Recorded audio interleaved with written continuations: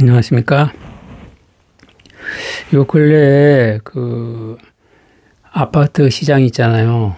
매매, 전세, 월세. 이게 지금 심상치 않고, 한마디로 아파트 시장은 비상 국면으로 볼 수 있겠어요. 예? 그래서 이제 TV 토론도 있었는데, 제가 저 나름대로 시장을 둘러싸고 시장 진단이랄까? 이거 관련돼서 몇 가지 의견을 올리고자 합니다. 여기 부동산 철학했는데요. 우리가 시장 원리에 좀 충실해야 된다. 여기 썼죠? 자유민주주의 시장경제. 이것을 바탕으로 해서 시장 친화적 정책이 나와야겠다. 여기 반시장적으로 나면 이게 반드시 후과가 따르기 때문에 그거 감당하기가 어렵거든요. 요새 이사도 가기 어렵잖아요. 다들. 전월세 매물이 없어가지고. 그리고 시장 원리와 복지주의는 좀 이완해 있으면 좋겠다. 이 시장 내에서 돌아가는 것은 시장 경제 원리에 충실하고 어떤 정책적인 지원이 필요한 부분이 있잖아요. 그럼 그쪽대로 또 대응하고, 예를 들면 분양가 문제 이런 거 있잖아요. 그 다음에 여기 밑에 LA 교훈이라고 썼는데, LA에 지금 노숙자 6만 명이란 설도 있거든요. 예, 그래서 우리가 자유민주주의 시장경제를 지키려면 약간의 사회주의적인 요소도 조금은 좀 필요해 보여요. 왜냐면 부작용이 너무 크기 때문에 그렇죠. 노숙자만 하지만. 그러니까 내 집 마련을 지원해야 된다 이거예요. 예? 강력히 지원해야 된다. 여기 이런 얘기 있더라고요. 집을 가지게 되면 보수화된다. 저는 이런 시각은 안 가졌으면 좋겠어요. 예? 보수화되든 진보화되든 정책을 잘해가지고 국민이 지지를 받으면 되는 거지. 이런 시각 왜 갖는지 모르겠어요. 물론 일부겠죠. 예? 그래서 이런 거는 안 가졌으면 좋겠다. 왜냐면 중산층이 두터워지고, 예? 사다리랄까? 무주택자가 내 집 마련할 수 있는 기회를 넓혀주고 말이에요. 예? 그러기 위해서 공급이 확대돼야겠죠. 밑에 균형 발전 있잖아요. 말은 좋은데 이게 쉽지가 않아요. 이게 근거는 그래요. 과거 원시 시대나 이런 때는 교통 문제 이런 게 있기 때문에 퍼져 있었지만 이제 교통 발달되고 통신 발달되고 그러니까 모이게 되는 거거든요. 또 효율성도 높고 그러니까 이게 우리나라만의 문제가 아니야. 이게 집중화 현상은 되게 미국도 그렇죠. 뉴욕에 집중돼 있잖아요. 중국 같은 경우 상하이, 일본은 도쿄, 어느 나라나 집중화 현상이 있다. 우리나라만의 문제가 아니고 또 호주도 그렇고요. 다 마찬가지다. 그렇기 때문에 이걸 억지로다가 인위적으로 수도권과 지방 이렇게 균형 발전한다고 억지로 떼어놓으면 안 되고 살 사람은 살게 해서 그건 시장에서 이루어지는 거기 때문에 그래서 이거는 너무 의식하면 안 된다고 봐요.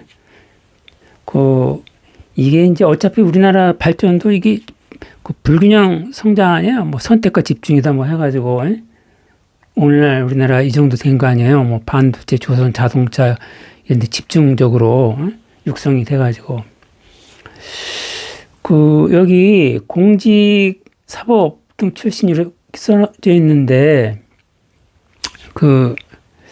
이런 생각이 들더라고요. 우리나라 정치인이나 정치하는 분들 중에서 정치인들 경우에 이 사법 출신이 많죠. 판사, 검사 출신.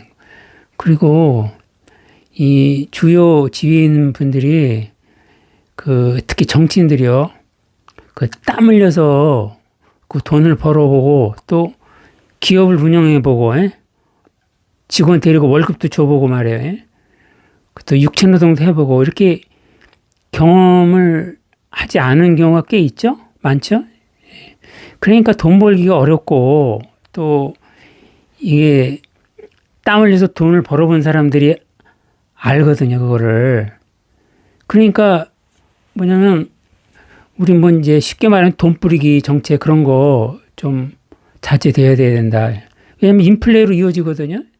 인플레로 이어진다. 그래서 우리가 그 저기 국민들에게 그 저기 자금 지원하는 거 있잖아요. 쿠폰이든 뭐든. 그래서 그 인플레로 이어지기 때문에 그거는 좀 축소 내지는 자제돼야 된다. 왜냐면 재정까지 좀 악화되고 그 베네수엘라 그래서 망한 거 아니에요? 그리고 그런 그 복지주의가 너무 과도해지면 그 다 그래서 망한 거 아니야, 이거. 북유럽이라든가 이런데 너무 복지가 과도하니까 프랑스도 그렇고 프랑스 뭐 북유럽 다들 어렵죠. 너무 이거 복지주의를 적당히 해야 되는데 그 나라의 경제 규모에 맞게 너무 포퓰리즘으로 흘러버리면 파탄 나는 거죠. 과거에 뭐 그리스, 아르헨티나, 뭐 브라질 여러 나라들이 그랬죠. 그래서 좀 여기 특히 공직 출신들, 판사나 검사, 뭐 공무원이라든가 이런 분들 경우에 조금 그런 거 예산 있잖아요. 하늘에서 그냥 돈이 떨어지는 건 아니거든요.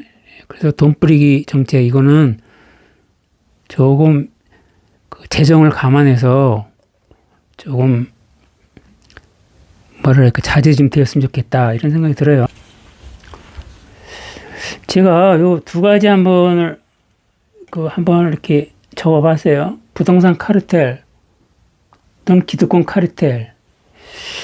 이제 우리 사회에 보면은 이게 뭐 되게 많이 연관되어 있는 경우가 많죠.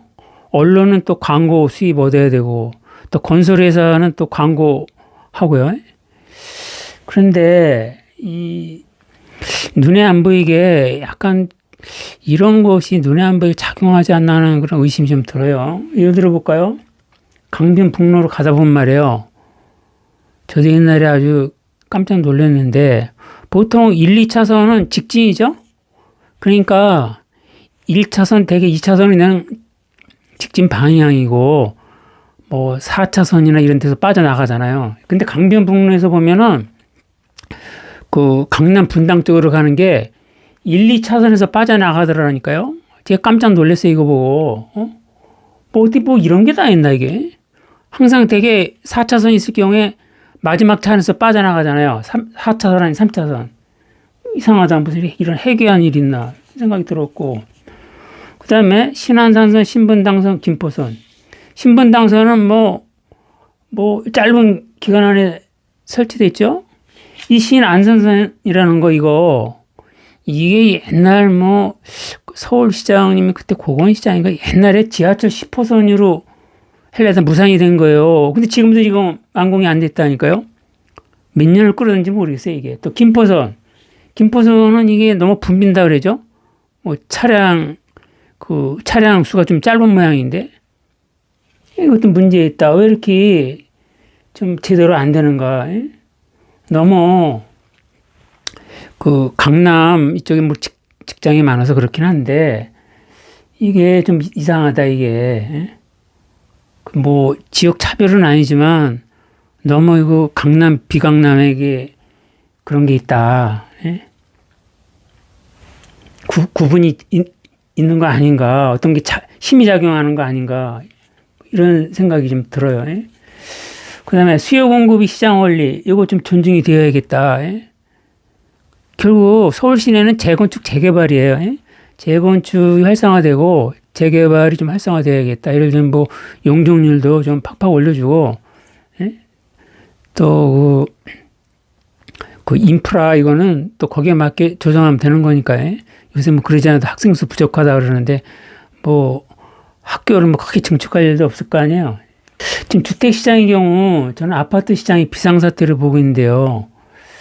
그래서 지금은 뭐 워낙 다급하기 때문에 뭐 단기 대책, 중기 대책, 장기 대책 필요 없어요. 지금은 비상한 상황이기 때문에 그 빨리 그 어떤 실질적인 대책이 나와야겠다. 뭐라면 그 닥치고 공급 이런 얘기 나왔죠? 닥공, 예? 닥치고 공급. 그래서 재건축, 재개발 이게 활성화가 필요하다. 예? 재건축 대폭 완화하고요. 재개발 뭐 이주비 같은 거 있잖아요. 다 원활하게 금융 지원 이런 거 해서 재건축 재개발만 활성화돼도 서울시내 아파트 그 문제는 진정이 되거든요. 그다음에 제2분당 건설. 지금 뭐 과거에 노태우 대통령님이 잘한 게 그거죠. 그 신도시 건설. 그래서 제2분당을 적절한 지역을 택해서 좀 한번 시도하면 어떨까 싶어요. 예를 들면 이제 광주 남쪽 그쪽에 저기 그 뭐라 그럴까 지역 같은 경우 여러 개 있는 것 같은데요. 광주시 남쪽 있잖아요. 경기도 광주시. 또 그 삼덕역이라고 있는데 그 남부 지역, 남부 지역에서 용인 사이에요. 거기 지금 경강선 얘기도 경강선이 아니라 그쪽에서 뭐 그 연장 얘기 나오죠. 철도 건설 있잖아요. 그래서 그거하고 좀 연관시켜갖고 그 제2분당 건설하면 어떨까.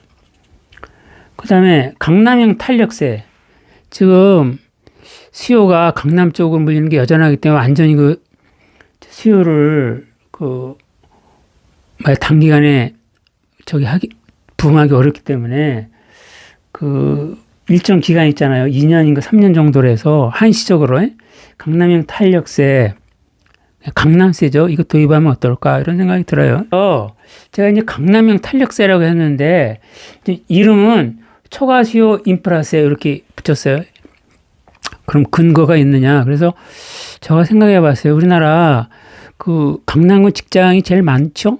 예, 직장이 제일 많은 구다. 그 다음에 이제 서초구 뭐 이런 식이 있는데, 물론 직장이 많아서 그 아파트 수요가 많은 것도 있지만 인프라가 또 잘 되어 있는 측면이 있거든요. 예, 그러니까 강남 쪽은 지하철도 많이 집중이 돼 있고, 또 인프라, 또 뭐 법원, 검찰청, 뭐 기타 뭐 그 공공시설 엄청 많이 집중이 돼 있잖아요. 예, 그래서 뭐 서초구는 유명하잖아요. 거기 법원, 검찰청. 그래서 이 강남형 탄력세, 그래서 강남형 탄력세는 강남구만 저기 하지만 할 거 없이 예를 들면 뭐 강남형이니까 예를 들면 인프라가 잘 돼 있는 데 있잖아요. 뭐 많이 오른데 예를 들면 마영성이다 뭐 또 아니면 그쪽 압구정동 맞은편 쪽 있잖아요. 거기 한강 북쪽으로 그쪽으로 해서 그 이거를 그 한시적으로 그 공급이 좀 원활히 될 때까지 한 몇 년을 정해서 그 강남세를 부여하면 어떨까? 물론 이게 수요 공급을 갖다 해결하는 건 아니에요. 하나의 그 부수적인 거죠. 그 문제는 이제 세금이 아니고 저기죠. 공급이죠, 공급. 그 수요와 공급은 그 재료에 우선하기 때문에 이 근본적으로는 공급이에요. 그렇지만은 공급 문제가 워낙 지금 공급사에도 부족하다 하니까 한시적으로 그때까지만 좀 잠정적으로 한 2년이든 3년으로 강남세를 도입하면 어떨까. 물론 정가된다는 얘기도 있어요. 근데 정가돼도 또 일정 정도 감수해야 돼요. 왜냐하면 강남 쪽에서 그런 인프라를 누리려면 그 정도 세금은 감수하고 그쪽으로 뭐 학교를 옮긴다든가 집을 옮긴다든가. 그래서 그 아파트 주인이 강남세를 이제 아파트 주인에게 부과하면 또 그 세입자에게 전가되지만 세입자도 이걸 감수해야 된다. 그쪽에서. 강남 인프라 누리려면. 그래서 이거는 계속 할 필요는 없고 일정 기간, 예를 들면 그 과열이 좀 진정되고 이때까지 한시적으로 강남세를 도입하면 어떨까. 이 밑에 대통령 리스크를 한번 적어봤어요. 그러니까 우리나라 제가 보면 그렇더라고요. 과거부터 보면 대통령 이런 고위직에 대해서 너무 높은 잣대를 높은 잣대로 보는 게 아닌가. 뭐 대통령이든 뭐 국회의장이든 대법원장이든 뭐 그런 자리에 예를 들면 뭐 추기경, 스님, 예? 아니 뭐 어떤 그런 뭐 종교 지도자급이 와야 되는 건 아니잖아요. 예? 대통령도 사람이고 국회의장도 사람이고 다들 하다면 또 허물도 조금 있고 그런 건데 우리나라는 눈높이가 너무 높은 것 같아요. 또 국회의원도 마찬가지다. 국회의원도 사람이거든요. 근데 그 사람이 우리 일반 국민들은 너무 그 눈높이가 좀 높은 측면이 조금 있어요. 예? 있다. 그래서 일본 같은 경우는 좀 정치인들 뭐 이런 쪽에 대해서 우리에 비해서 조금 관대한 측면이 있는 것 같은데 우리나라의 경우에는 상당히 높다 눈높이가. 예? 그 도덕이 잣대 이 말이에요. 도덕이 잣대. 그래서 이런 것도 조금 뭐랄까 조금 낮추면 어떨까 이런 생각이 들어요. 예? 미국이라든가 유럽 같은 경우에는 조금 많이 관대한 편이죠. 예? 근데 우리나라는 이걸 그냥 뭐 높은 도덕이 잣대로 딱 재단을 해버리니까 좀 그런 측면도 조금은 있다. 예. 오늘 제가 뭐 부동산 시장 관련돼서 이런저런 말씀을 올려봤는데 오늘의 그 핵심은 강남세입니다. 그래서 강남세 얘기하면 그럴 거예요. 대부분 말도 안 돼. 수요 공급에서 공급을 늘려서 이렇게 시장을 안정화시켜야지. 응? 세금으로 해서 시장을 어떻게 하려고 하는 건 아니다.